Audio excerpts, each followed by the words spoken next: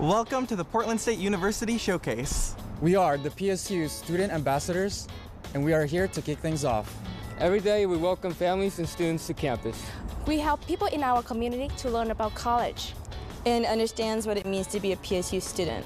Tonight in the PSU Showcase, you're going to go on your own special tour of some of our favorite PSU stories to show why PSU means so much to our city. Guys, I'm here for the tour. Let's go. Adam, you're in the right place. Sounds good. Good evening, Portland. My name's Adam Bjornson. I am a proud graduate of Portland State University, 1995. So honored to be with you tonight. And we are going to talk about the people and the programs, put a lot of focus on that makes Portland State such an important institution right here in the City of Roses.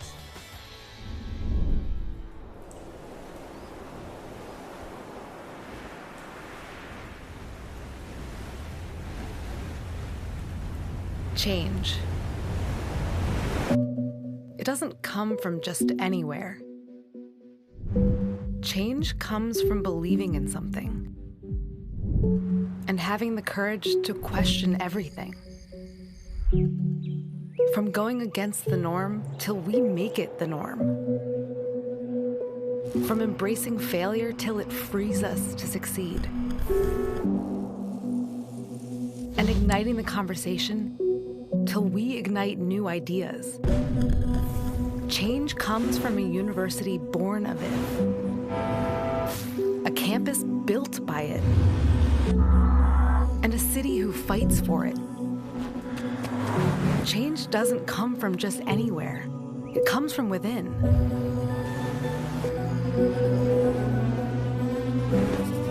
And it's here for everyone.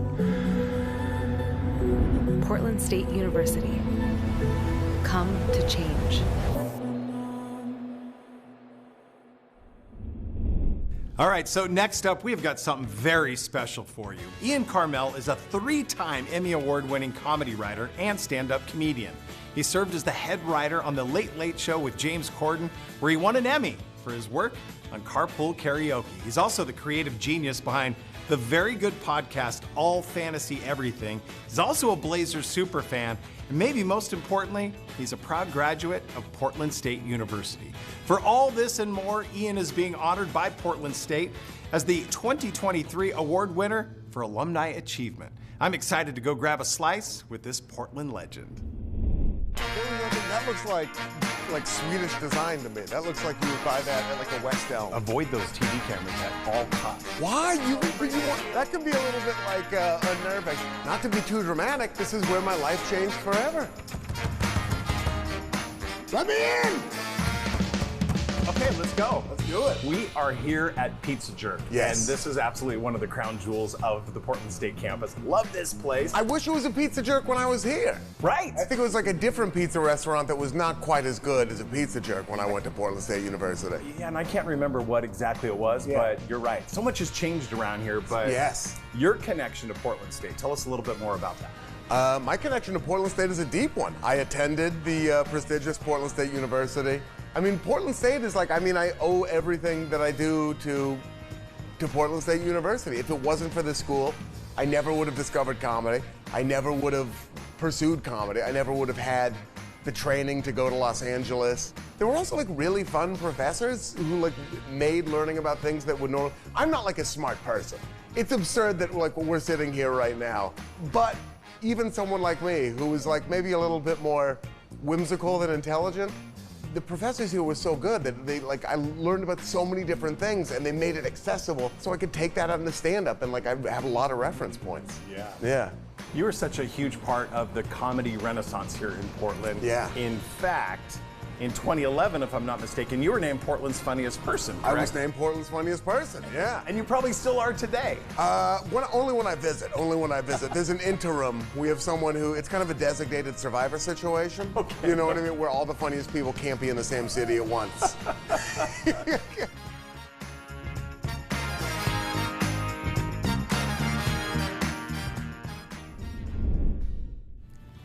All right, well, Ian is not the only great PSU tale that we have for you tonight.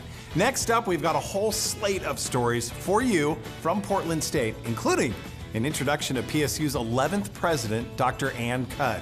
We'll also have student stories that will inspire you and look at some of the research coming out of Portland State that's making a difference in some very big ways. Enjoy.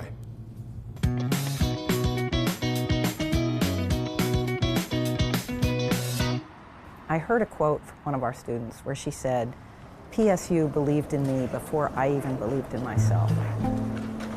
I'm really inspired by that belief, and I believe that it is our role to help our students become those thinkers, artists, leaders that they really wish to become. I'm Ann Cudd, and I'm the new president at Portland State University. I'm a social and political philosopher. I received a PhD from the University of Pittsburgh. I'm interested in questions of oppression and inequality. And I'm also the founder of a theory called analytical feminism.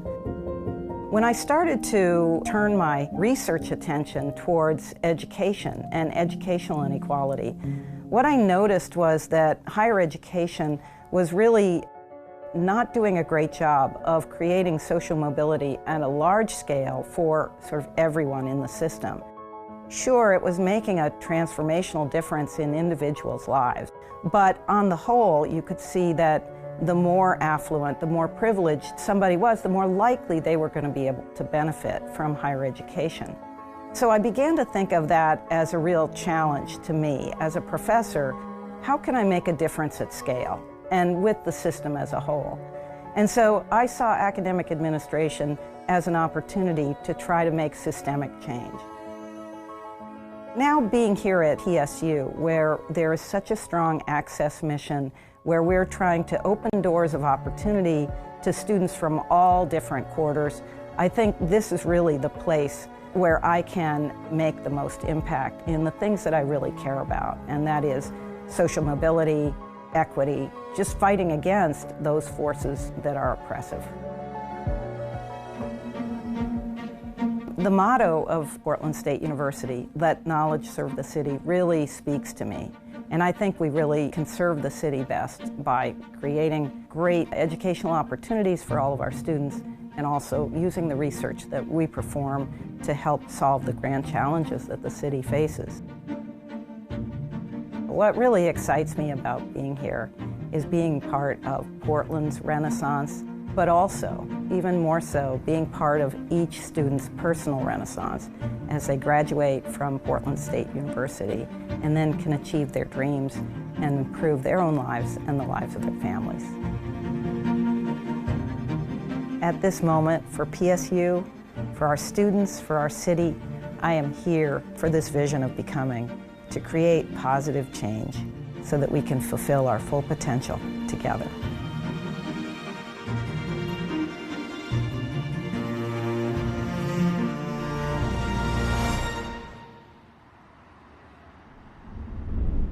Can you go on your hands? That's the H sound. My dream is to become a speech-language pathologist. And not just that, but a bilingual pathologist. Right now we're in the CLC, which is where I do my undergraduate thesis work. I want to work with kids, and I want to help families like my own by representing my community in a field that is predominantly white. I'm one of 3 sisters. I live with my mom and my dad in Tigard. I really love to meet new people. Hi! How's your summer going? Yeah, it's good. I really, really love to travel. I have been to several different countries besides the US, most notably South Africa as an international volunteer with the Cheetah Conservation Center. I chose PSU because it was close to home and I wanted to invest in myself and my future. I am the first person in my family to get a college degree, and I'm very excited about that.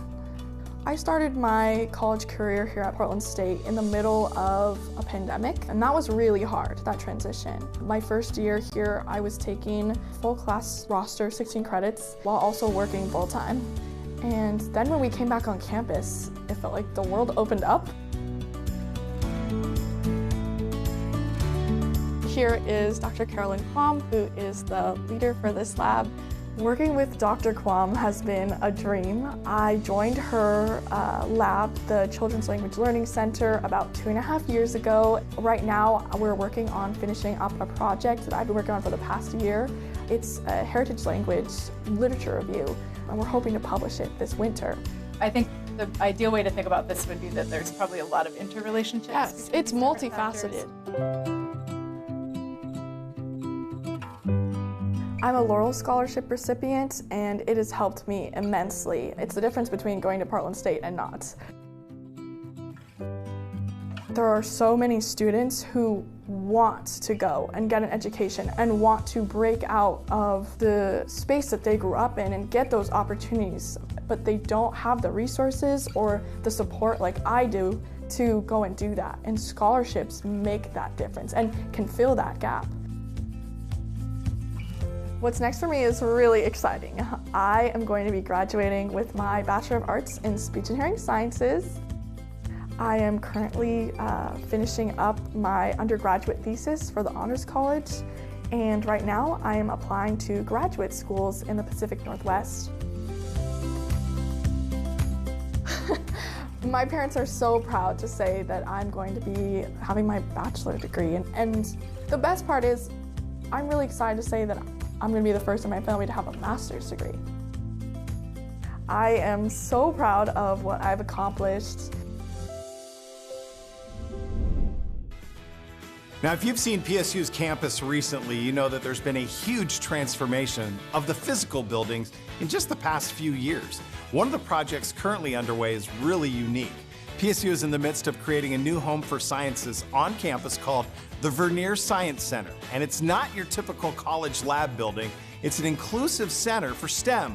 It's already playing a major role in our state's future. Let's learn some more.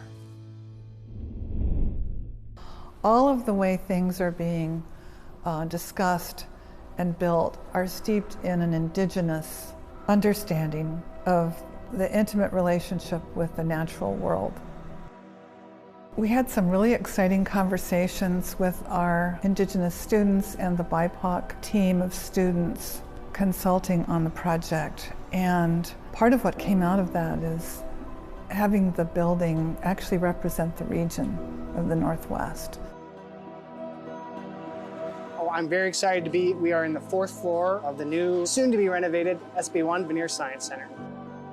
I think what we've envisioned and revisioned for the Vener Science Center is what I hope is exactly what Oregon needs for the future of science and the future of workforce training in the state. We know that by 2029, there's probably at least 50,000 more high-paying STEM-related jobs that are going to be available in Oregon.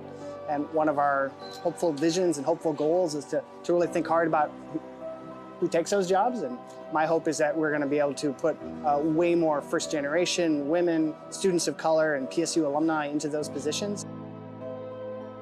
From the beginning, what has excited me most about the Vener Science Center was realizing we had an opportunity to finally have the kinds of physical educational space that we were needing to implement our Indigenous Nations Studies or ITEC curriculum. We are absolutely the most diverse home of STEM training in the state of Oregon, and I think a critical component of that is to respect and honor how diversity leads to innovation and breakthrough and innovation and discovery. And I think what we're hoping to do is make sure that more students, particularly students from historically marginalized background, first-generation students, have an opportunity to participate in innovation and discovery. And that's really part of the goal of the Vener Science Center is to make sure all students can see themselves in a future of that STEM discovery and research pathway. I would like to think that the Vener Science Center represents a different way of understanding one another and understanding the world and how we are all related, and that people will come here and learn together and respect and recognize one another's story.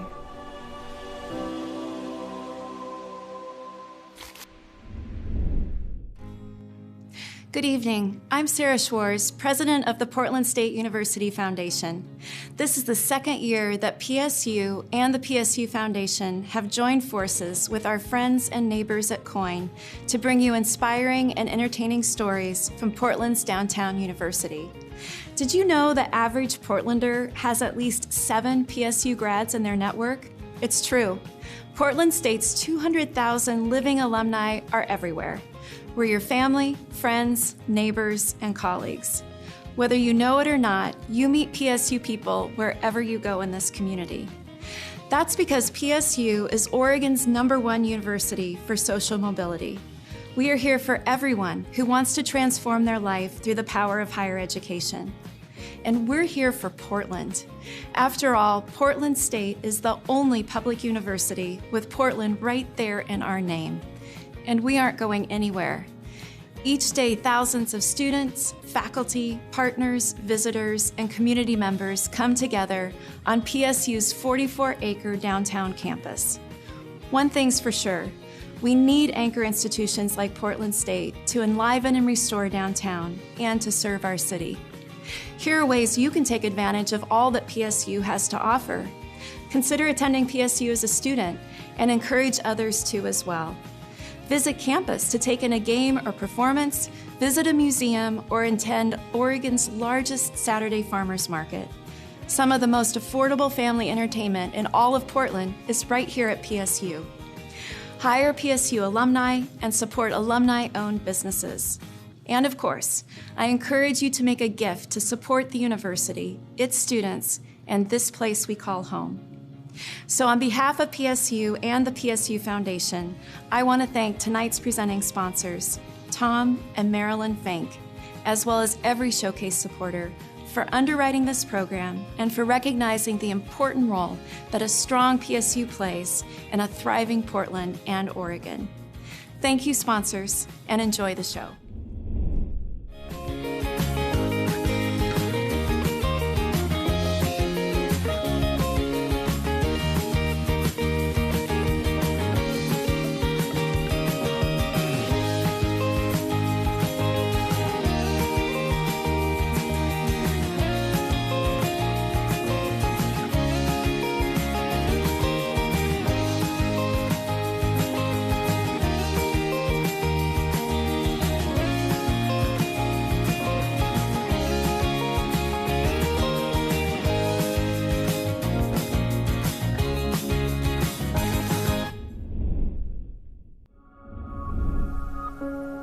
My passion and joy comes from inclusion and thinking about ways that people can be included anywhere in the world. I always felt like there were stories and experiences that were happening in my community, amongst my friend groups and in my neighborhood that weren't being captured or being told, or if they were being told in ways that misrepresented our reality and our lived experience. Part of what I love about this research is that we can use these amazing tools from machine learning and data science to actually benefit the environment, to learn more about the environment and the earth and the ways that it's changing, and then hopefully do something once we learn about these changes. I'm a public health researcher, professor, educator.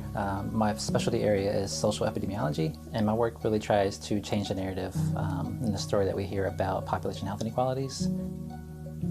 There's a lot of research, billions of dollars, on population health inequalities, especially on things like poverty and racism.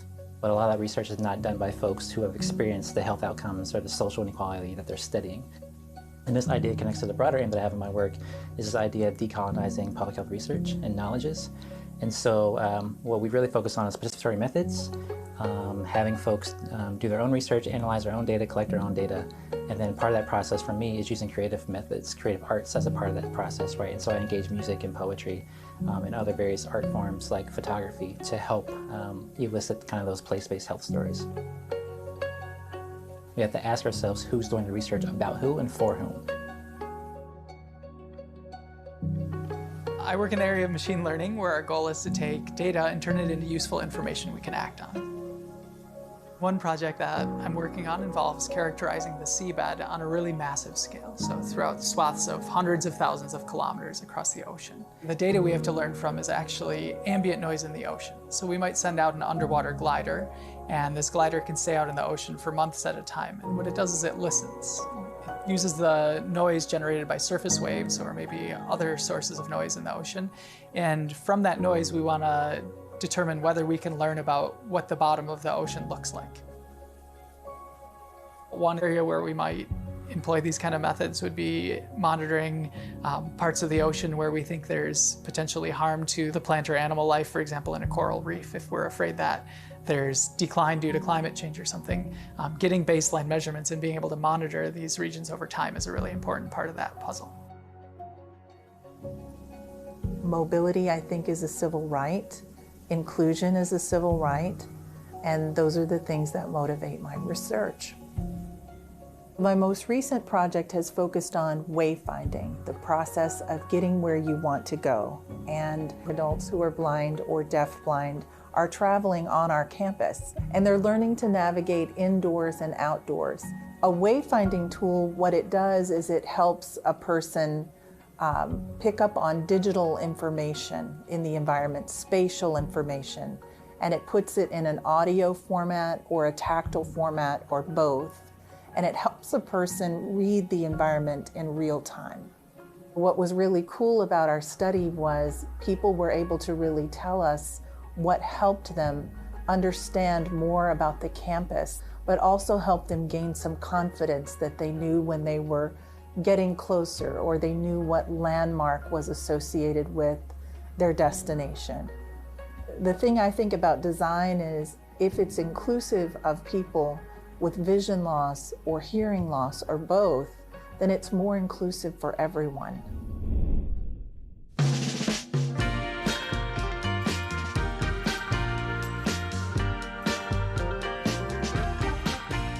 I'm an alum myself. We've seen a lot of change here on this campus. Not only with, we referenced this, Pizza Jerk being here. What was campus like back for you back in the day? The nice thing about Portland State is it's like also part of Portland. So you're also in like a city. That was like really important to me. So, the park blocks were cool. They were like, they felt vibrant, they felt live.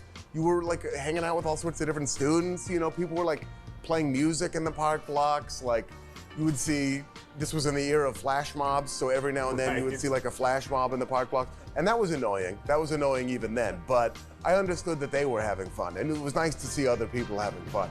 But it was cool, man. It felt like college. What was it like for you? Well, a lot has changed. I was part of fraternity life here. Oh, were you? Yeah, Phi Delta Theta up on Fraternity Row, if you can even call it that. Yeah. It was just great to be in the heart of Portland. Yes, that's what I like too. Yeah, and especially if you're pursuing a career in comedy, you've got to be in a bigger city. You've got to be able to be.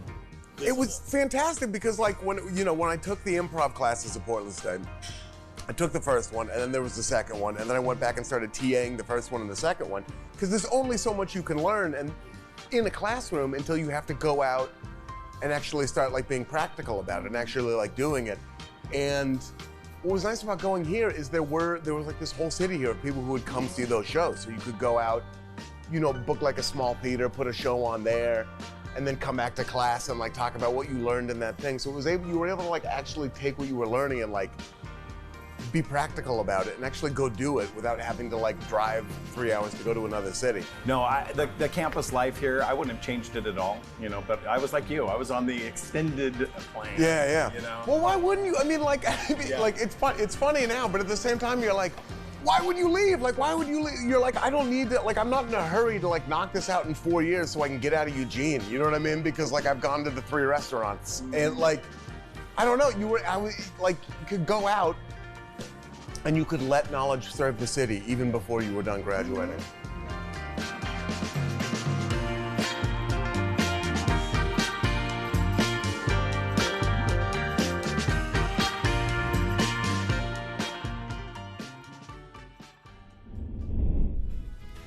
Well, when we think about student success, graduation is often thought as the big milestone that students are going for. And when they make it, it is such an achievement. Last year, more than 6,000 students walked across that graduation stage and earned their degrees from Portland State. Let's take a look at this past spring's graduation day for PSU. Then we're going to dig into some amazing stories coming out of the class of 2023.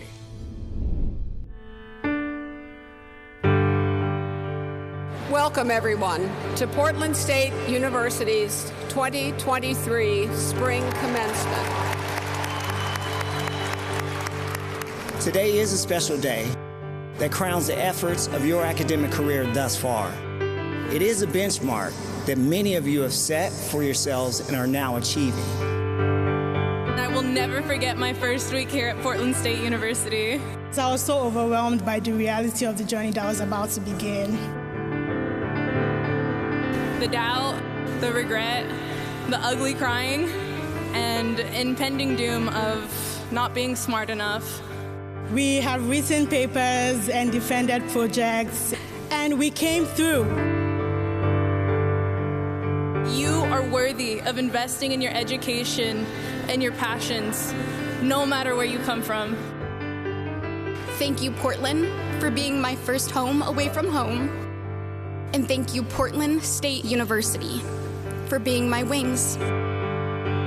Compassion for all, welcoming for all, love for all and all beings with you as you build the future we really do want. Buckle up, because your ride is just beginning.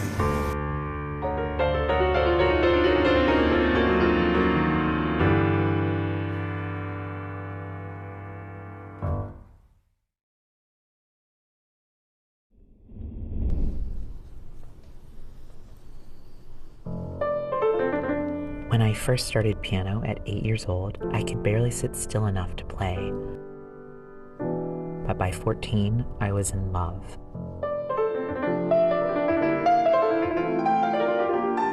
I started my graduate studies in piano performance in 2012, but during my first semester, I broke my arm in an accident. I was forced to leave music. It was heartbreaking, and my entire life changed. I worked at Nordstrom for 7 years. I was promoted to business manager, but I wasn't happy and I missed making music at the piano. Doctor said I could start playing again if I took it slow. I began to practice and eventually enrolled in the master's program at Portland State University. PSU is a second chance school for people like me, and I could not have asked for a better experience. 10 years ago, I broke my arm when I was 22, and I started here again when I was 32. I played my first recital in almost 12 years. I played the last piece I had started working on before I broke my arm. It was a cathartic moment and one that I will always cherish.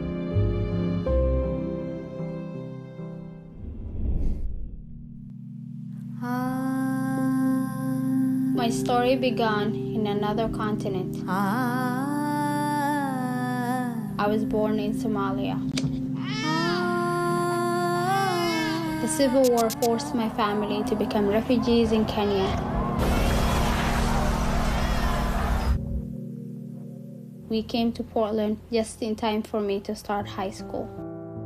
After finishing high school, I sent out many applications, including one to Portland State. I decided to remain close to home with my Hoyo. I didn't want my mom to have to deal with the idea of losing another child since she already had one who was killed. I appreciate the many ways in which Portland State makes new students feel at home. At one point, I had many tutors. These eventually became lifelong mentors. I also like that there are designated prayer spaces on campus for Muslim students like myself. I plan to go to grad school for Masters in Public Health and later go to a counseling school so that I can become a therapist. It's a way for me to give back to my community. A Somali proverb once said, "Wari meyside, war ha ka haro."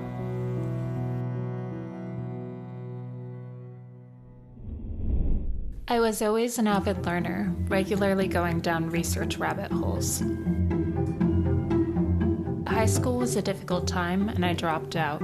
For years, it seemed like getting a college degree was not in the cards.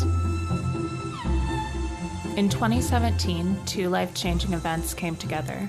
I received treatment for a lifelong chronic illness, and PSU announced its Transfers Finish Free program. This meant I could explore my interest in research and re-enter school, starting at Portland Community College and then transferring to Portland State. Restarting school wasn't easy, but it was rewarding. I received help from my professors and shared what I learned as a tutor for other students. My experience working in a PSU lab affirmed my interest in research. Next fall, I'll be entering a PhD program where I will build on the skills I've learned to better understand the brain. I also want to keep mentoring students in science and math, particularly those who may not fit the traditional mold. A lot of great mentors have encouraged me along the way, and I want to pay it forward.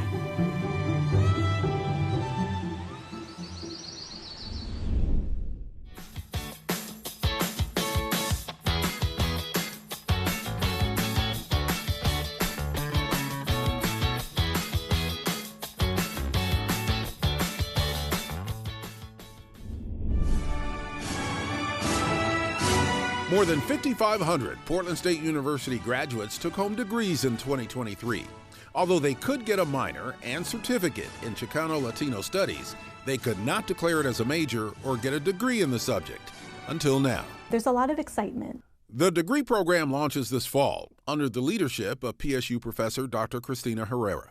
We didn't set out to make history. We didn't even realize that this would be the first until we started digging in and doing a little bit more research and realizing that this would be historic. Students deserve to see themselves reflected in the curriculum.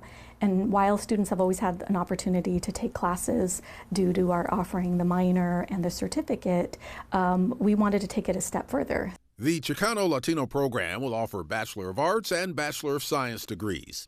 It's designed to prepare students to work with Latinx communities in everything from education to healthcare, to the nonprofit world, to the legal profession. It's a perfect fit for Portland State University student Adriana Garcia. She aspires to be a counselor, helping her community navigate language barriers, cultural differences, and the basic nuts and bolts of higher education. She calls the Chicano and Latino professors and her fellow students her family. I think it's such a form of resistance, for our community, for our program here at Portland State, to really embrace Latinos, Black studies, all these really important parts of our history that are trying to be erased because they're uncomfortable for others. We know that ethnic studies, Latino studies, always and already operates within a climate in which our field is constantly under attack. It's always questioned, it's always delegitimized. And so we're going to continue doing that no matter the risks, because the other part of it is that Chicano Latino studies and ethnic studies came out of these political movements during the 1960s, which we can arguably say was a riskier time. And so we have to honor that history, we have to honor that struggle. Portland State is tracking to become an Hispanic serving institution within 4 years. That's a federal designation for schools with at least 25% Latinx students. It means more federal dollars and more attention to Latino history, culture, and contributions. It's important because research shows that when students are excited about material, they tend to do better. They tend to engage with the material. They tend to see themselves as worthy of study. It's what keeps Adriana here. Well, it's too empowering to leave, and now I see myself being a part of this community long-term, hopefully part of the Chicano Latino Studies program and helping the next generation, the future generation. Well, tonight has been so much fun already, but none of it would have been possible without our generous sponsors. So thank you to all of our sponsors and community partners who believe that a strong PSU can help power Portland. We would like to extend an extra special thanks to our premier sponsors, Tom and Marilyn Fink, go Vikes, Carrie Jackson, Pat Reeser, and Bill Westfall, thank you.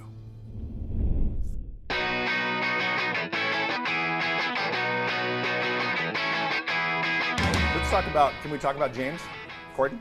Yeah, absolutely. Okay, I didn't know if you meant Taylor, Blake, any James, James Harden, anybody. I'll get into it about any James. Oh, we'll get there. Yeah.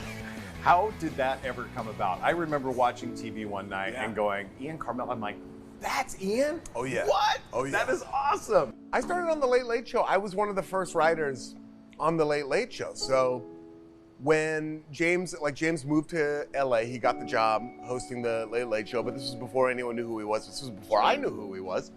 And I went over there and like sat down. And when you're like a writer and a comedian, you have these meetings and they usually last like 15 minutes and you know what I mean? Sometimes you vibe with a person, sometimes you don't. Usually you never hear anything again. And I sat down with James and we started talking, just like pleasantries, and then I exchanged some like ideas that I'd written down for the show. And then for like an hour and a half, we just went back and forth talking. It was just like talking to an old friend, just like riffing back and forth. I had a chance to like help build a show from the ground up and like, look, okay, how is this guy funny? How can we like sort of like play to those strengths? Okay, he's like a song and dance band, so we could have him like singing in a car with Mariah Carey, and that's how Carpool Karaoke was born. Or we can, he has extensive musical theater experience. Let's put him in a crosswalk doing Grease or Phantom of the Opera, and that's how like Crosswalk the Musical was born. And that was just like a really rewarding experience.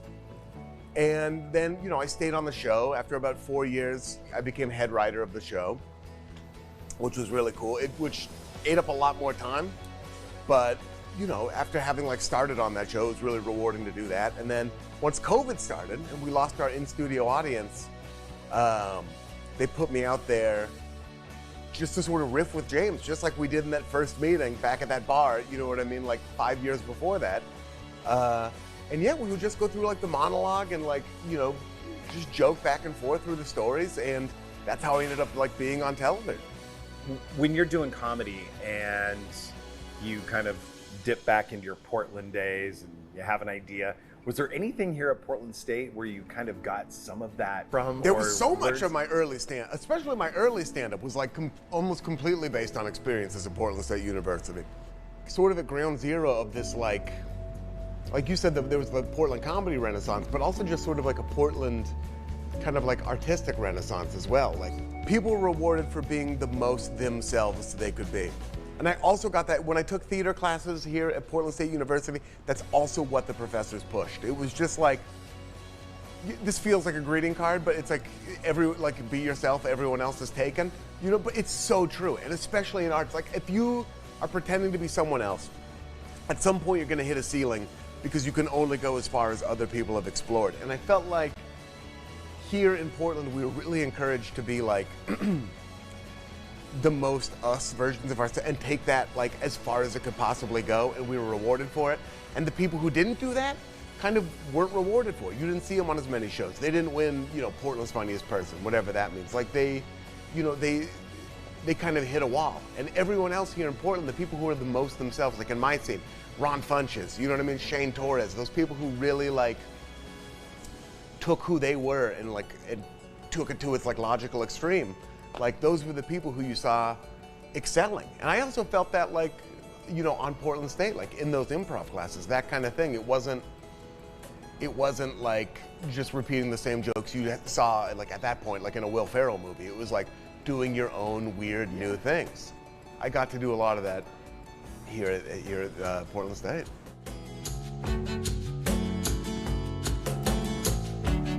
Such a cool place, from the details on the outside to the inside. I mean, well, from all of your support of Portland State over the years, you're being recognized. I don't know if you know this yet, but there is an award, the 2023 Award for Alumni Achievement. That's right.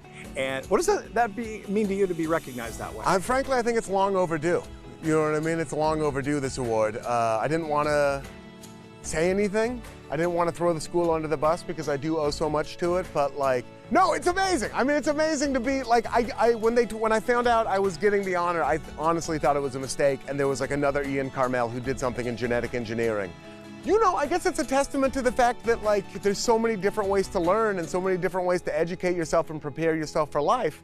And I took one of those maybe less typical paths, but it still is because of this, it's still because of this school. And that's kind of a cool thing. I'm putting it on for all the people who take a little bit longer than you probably should to graduate. And it feels good to wave that banner for them.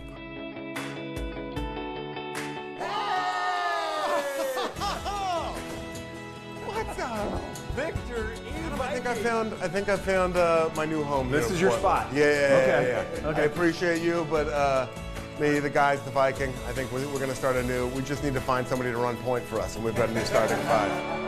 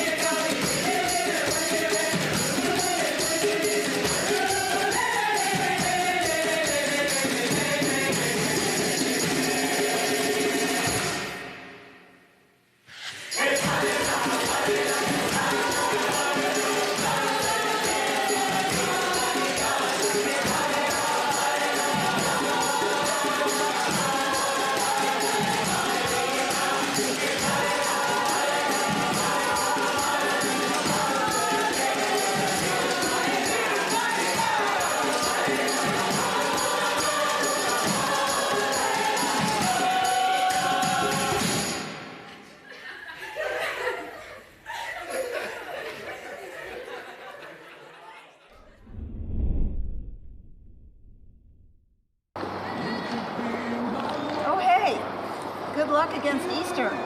You too.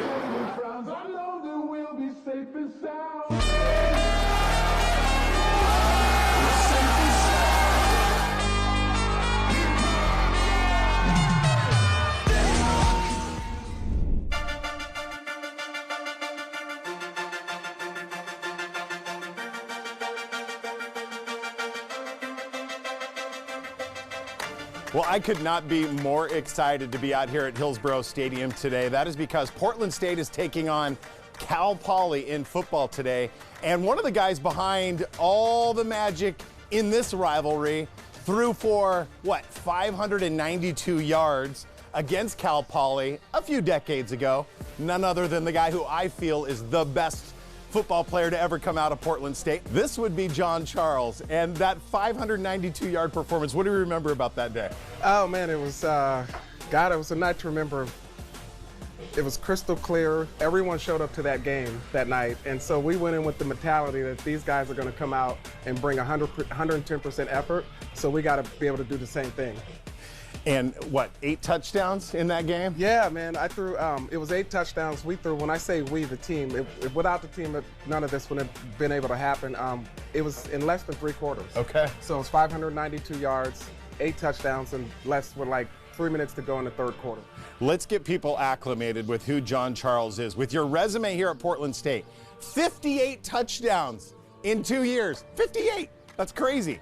2 Western Football Conference championships, Western Football Conference Player of the Year, Harlan Hill Award finalist, and an All-American in 1992.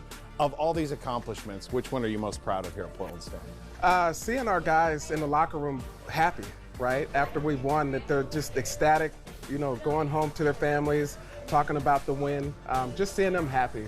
And that's the biggest thing. And then the coaches, knowing that all the work that they put in throughout the week, that it all meant something and that it worked. But that's the biggest thing that I got out of it, is that love.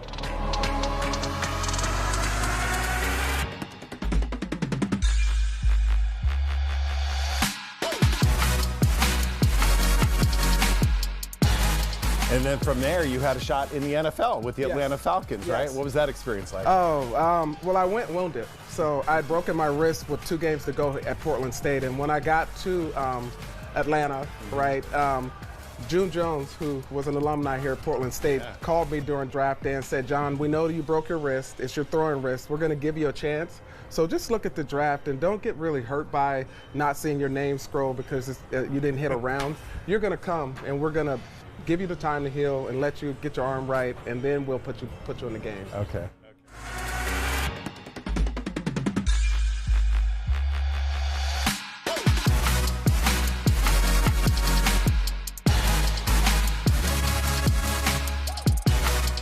And it's not like you've got a ton of free time, but now down in Central Oregon, Sri Ponya Collective helping marginalized youth get to the next level. And right now, as I understand it, you've already sent 4 kids to college, right? That's right. Yeah. That's right. Tell us about that. Yeah. So Sri Ponya was designed basically to help historically marginalized people of color.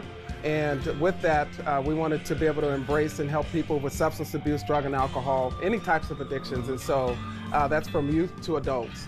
And in doing so, there's a broad need for it. And so we've created that Sri Ponya Collective. Sri Ponya stands for beautiful healing in Sanskrit.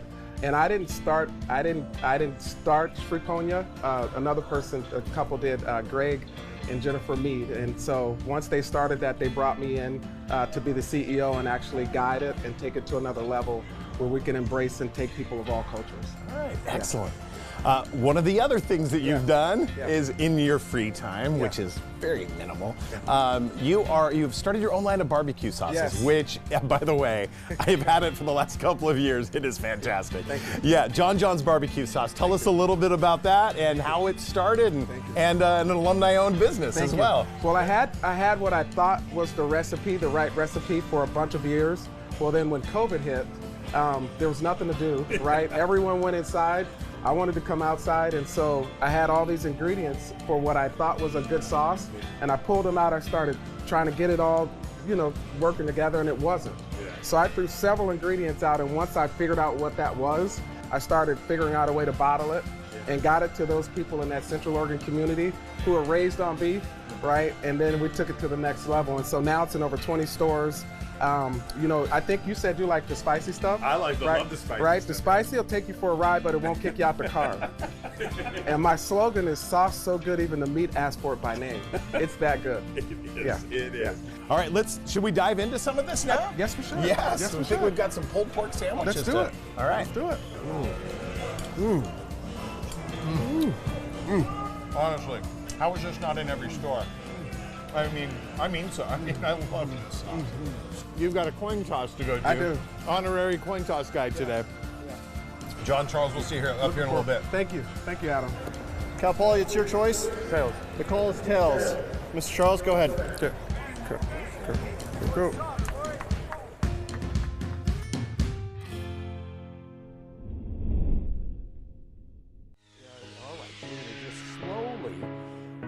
Do this. Woo! Whoa! Hit the building! We have got something so special for you tonight. As a university that is located right in the middle of such a vibrant food and wine hotspot, it's no surprise that Portland State alumni go on to pursue businesses in this incredible industry. So there's actually a lot of PSU alumni winemakers that PSU has its own wine club, which exclusively features alumni-owned businesses. So today we're going to sample some of the wines that the members are going to get this month with their shipment, and to make it even more educational, because after all, we're here to support education and learning, right? I'm here with beloved PSU emeritus faculty member and world-renowned geologist, Scott Burns. I am here to tell you this has come full circle for me, because 28 years ago as a student here, you were one of my geology teachers. How about that? Incredible. And we won't tell them what you got in the class. I don't know what you did. No. Well, tell us about yourself. How long have you been teaching at PSU, and what do you love about this great university? So this is my 33rd year of teaching here at Portland State. It's my 53rd year of teaching. I've taught in Switzerland, New Zealand, Washington, Colorado, and Louisiana, but I grew up in Beaverton. I always wanted to come back to Oregon, and so I got the chance in 1990, so I've been teaching here since that period of time. And I love Portland State because it is centrally located for great geology. Whether it's earthquakes or landslides or floods or volcanoes, we got it all here in the Pacific Northwest. And then another area is the terroir of wine that developed back in the early 90s. And I think this is the best place in the world to taste differences in terroir. And so that is one of the things we're going to be talking about tonight. And you're an expert in terroir. And I'm saying that correctly, terroir. Exactement. Okay. Yes. Okay. Tell us, what is terroir? What is it? The best way of describing terroir is it's a French word, and I used to live in the French-speaking part of Switzerland. It's the taste of the place. It means of the earth. And it was developed by the French winemakers in Burgundy. And so when you taste the wine, you are tasting a combination of the winemakers, but also the geology, the climate, the vegetation, the soil microbes. All of those things are going to give the different flavors that you have got. Now, it started out in wine, but now we use it for coffee and cheese and milk and all of these other things. It's the taste of the place. And here in the Willamette Valley, where we have three major soil types that produce three different types of wines, it's best expressed in cool climate grapes, which we have here. And I have given this talk all over the world, and I think the best place in the world to taste differences in the terroir is the Willamette Valley. Okay. So we're here. And have you spent time with Alex Fullerton, the winemaker? I mean, I understand he got his master's from here at Portland State. And I have. I've met most of the Fullerton family, and that was very exciting. And I'm also half Scandinavian, and Mom, I think, is Swedish. Okay. And so the whole family is involved in the winery, and a lot of the wineries here in Oregon, the family, everybody is involved in that, and so it's one of the nice things about Oregon. So many people involved. And Stoller's VP of winemaking, Melissa Burr, a graduate of Portland State. Little fun fact for you. And it all ties back to the Viking family, right? Melissa Burr is one of the best winemakers in the state of Oregon, and I've been tasting her work all the way since she started, when Bill started making the wines. He turned a turkey farm into this incredible winery. And just producing incredible wines. And he's on the state soil, the Jory soil, a volcanic type of soil, which is very, very significant. And you go down there, especially in the spring, you look up, the whole hill is red with the Jory soil. It's the reddest soil in the state of Oregon. And who doesn't love Stoller? I mean, Yeah. it is the best place to go visit out in the valley for sure. Well, this has just been so much fun. I mean, drinking a little bit of each of these wines, tasting their nuances and everything. If you at home are watching and you would like to be part of the Vikings on the Vine Wine Club, there's still time. We're going to have this shipment coming out very soon, but it is delicious stuff, and they're right from Portland State winemakers themselves and alums, so I love it. I love the faculty, I love the administration, I love the students and the interaction between the students and the faculty that we have, and the community. The community, a lot of the people take classes that are here. So this is a special toast to you, to Channel 6, to Portland State, and thank you very much for an absolutely wonderful evening. You rock. Cheers. Good night, everyone.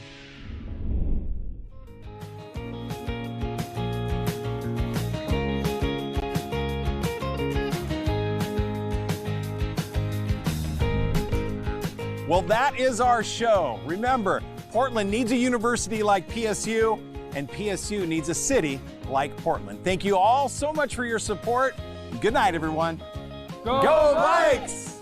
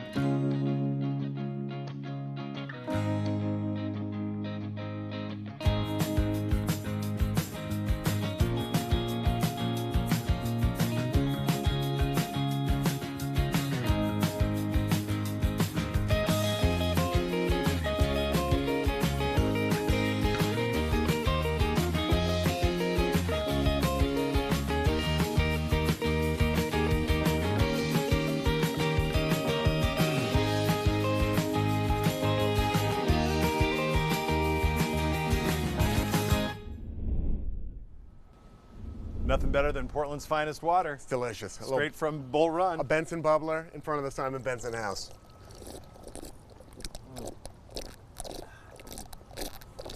Pretty good. Save some for the rest of us. It's a man on a mission.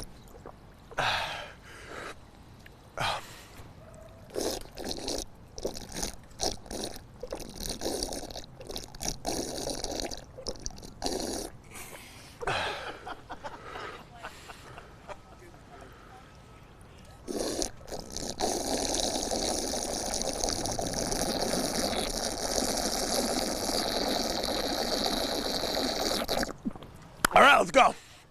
Let's hit it.